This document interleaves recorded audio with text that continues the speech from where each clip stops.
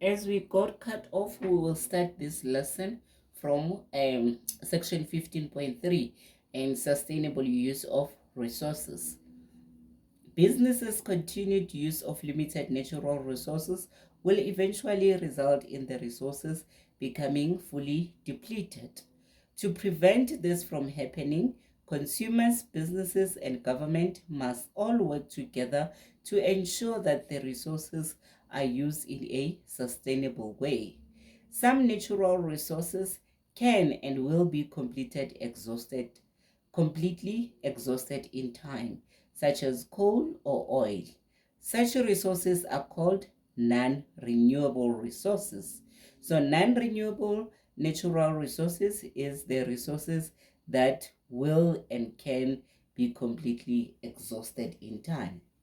Other resources such as animals and trees can be planted and reared and are replaceable. These resources are called renewable resources. So the definition of renewable resources is resources that can be planted or reared and are replaceable. It is difficult to find a balance between the use and depletion of natural resource because human needs and wants are unlimited. Producers and consumers must use natural resources, which is water, fuel, agricultural land, energy, and trees, as sustainably as possible. Let me read again. Producers and consumers must use natural resources as sustainably as possible to allow future generations to also meet their own needs. Everyone can do their part in reducing the use of natural resources and preventing their waste.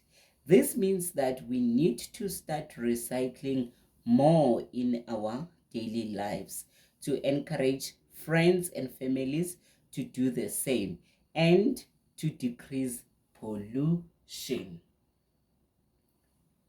Next page. How to use natural resources sustainably. You can conserve energy by using alternative and sustainable sources of energy such as solar power, wind energy, biofuel, and etc. You can save water, you can reuse and recycle. And the meaning of the economic, okay, we go to section 15.4. What is the meaning of economic growth now? Economic growth refers to an increase in the country's production capacity, right? As measured by accompanying production figures of the current year to those of the previous years. I will read again. Economic growth refers to an increase in country's production capacity as measured by comparing production figures of the current year to those of the previous year. Okay, I did not read the bracket. The bracket means the value of the number of goods and services a country produce. This is the country's production capacity. A country's production capacity is the value of the number of goods and services a country produced. Okay.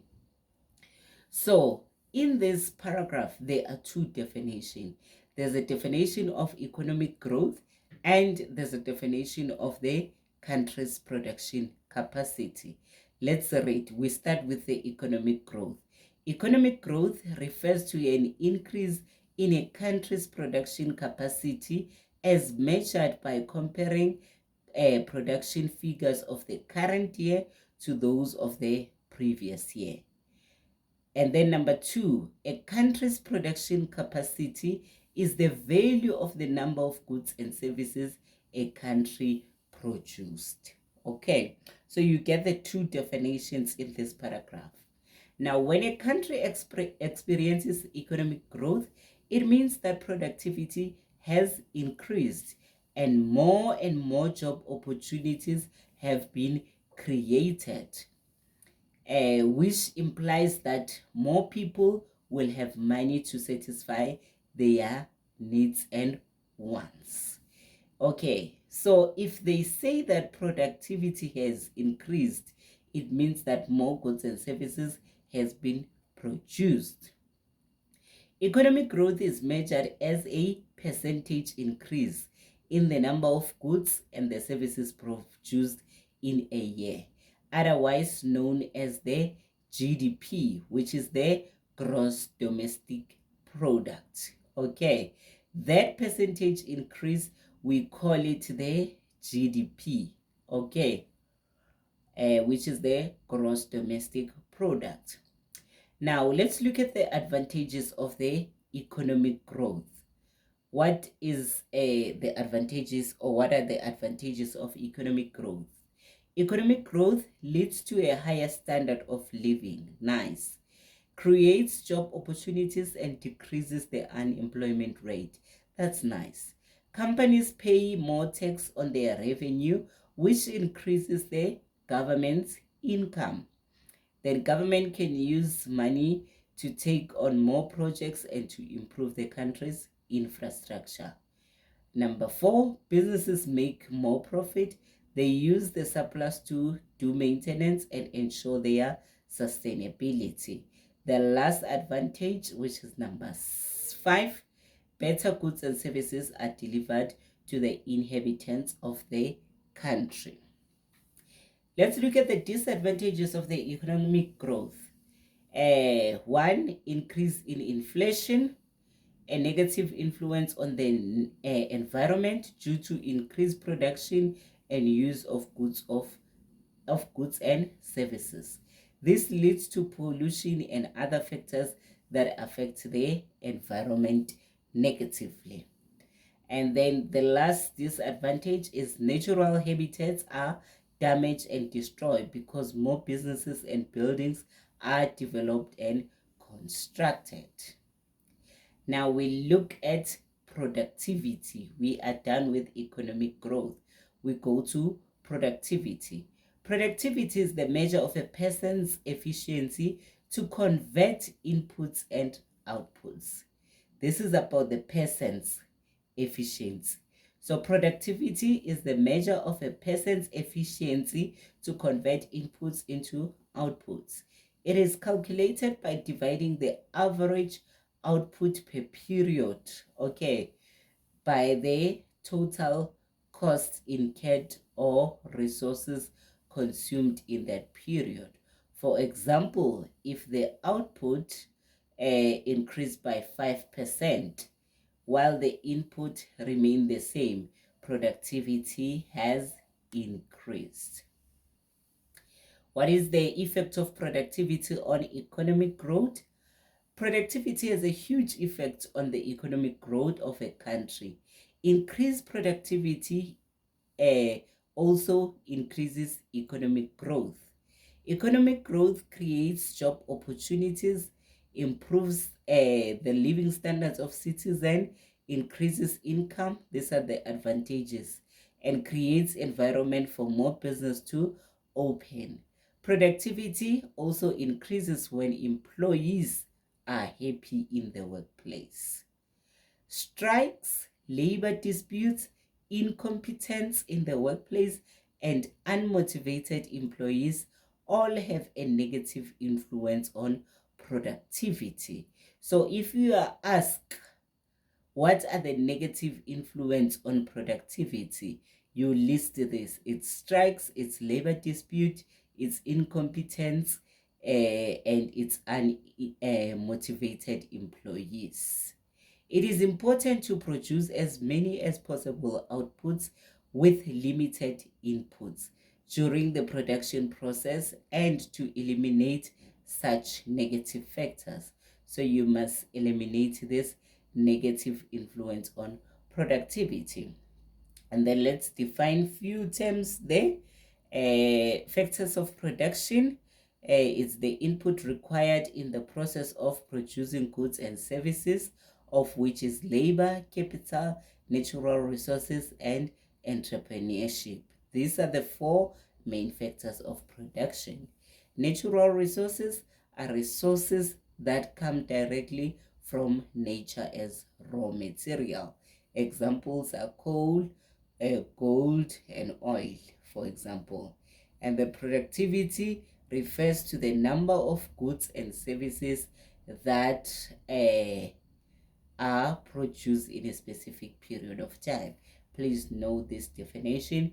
Don't forget to also know the renewable resources and non-renewable resources. Okay, next page. Now we look at technology in the production process. Since we are talking about production process, let's look at technology in the production process. Technology has various benefits for business in the production process. By implementing technology in the production process, products can be produced faster and on a larger scale. Okay, which is mass production. If you produce products faster and on a larger scale, we call it mass production. As technology has advanced over years, it has become more prevalent in the production process, as it gives a business a competitive edge over its competition. The better the technology a business can implement in its production process, the greater chance it has of producing better goods and deliver better services. Okay, and technology may be entirely automated, or it may require partially involvement from a workforce, such as machine operators. Car manufacturers use technology to facilitate the production process of cars and to create uniform spare parts. Mass production keeps production costs down and allow for maximum profit. Let's look at the next page there, section 15.8. Now we look at the contribution of technology to improve productivity and economic growth. Technology can be applied to improve a business productivity and, on a larger scale, a country's economic growth. Because the higher is productivity, the higher the economic growth. Or if we increase productivity, we also increase economic growth. This is, however, dependent on businesses using the latest technology, as older technology and methods are not as effective. A business needs to keep abreast of the latest advances in technology and industry trends, as well as a business needs to invest in said technology to remain competitive. New and improved methods, equipment, tools, knowledge, and updated information may be implemented in a business production process to increase production while decreasing production costs. Technology also has a positive effect on the environment, as natural resources can be used more efficiently and responsibly. Remember, increased productivity, increase economic growth, and increased economic growth improves people's standard of living.